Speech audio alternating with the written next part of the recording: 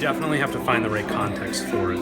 But what it's incredible at is really building empathy with individuals, like a training app, for instance. You can put customer service people, or you can put field sales reps really in the shoes of their customers, and really give them that perspective so that they understand the other side of the table, and it makes them more effective in their own job. And then brands that might be something like a not-for-profit or something, they can really make people understand their cause and really sort of believe in that cause. And those are just a few of the things. Or simply just transporting people to another place to understand your work.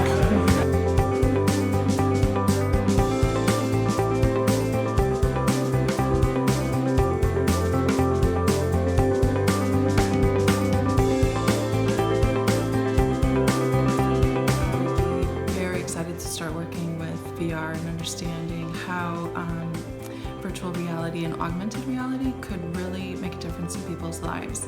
And the thing that struck me as I watched the demo that we saw tonight was its application in education.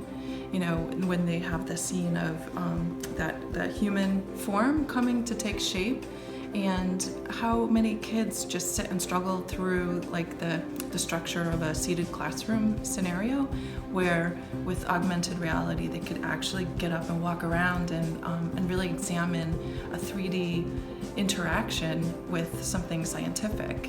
That seems like a really exciting opportunity right there, just in education. And that's the thing that struck me. I can't even imagine like in other avenues of empathy building with virtual reality and what that could bring to the world.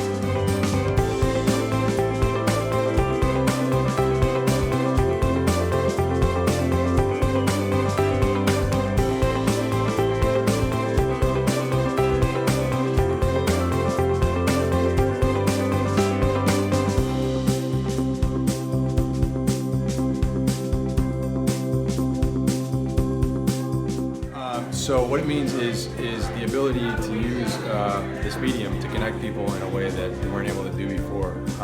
We've seen research that has been done, statistics that have come out that say that when someone's able to experience something in virtual reality, they're much more likely to empathize with that cause or scenario than they would if they were to watch it on a traditional monitor.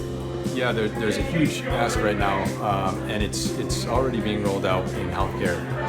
Doctors and surgeons are using it to train on new procedures. Insurance companies are starting to ask, how can we use this to train our call center and our salesmen to be more empathetic and connect with our clients when they call in and their house is destroyed.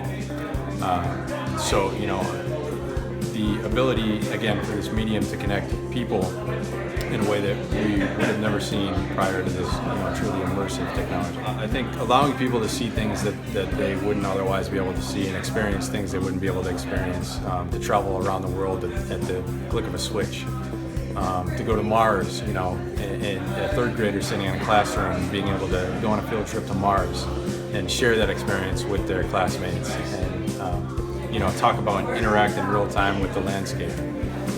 That I think is an incredibly powerful thing. So we're at the point right now where the developer community is working to standardize the way people interact with these experiences. And what I mean by that is what are the navigational structures? What makes sense for people? What's intuitive? We already know that motion that's not user-dictated motion is bad. We know that we don't want people to turn all the way around in order to access an important button navigation. So we're at the point now where we're walking. We're not crawling, we're walking, and within a year or so we'll be running. Things will be standard.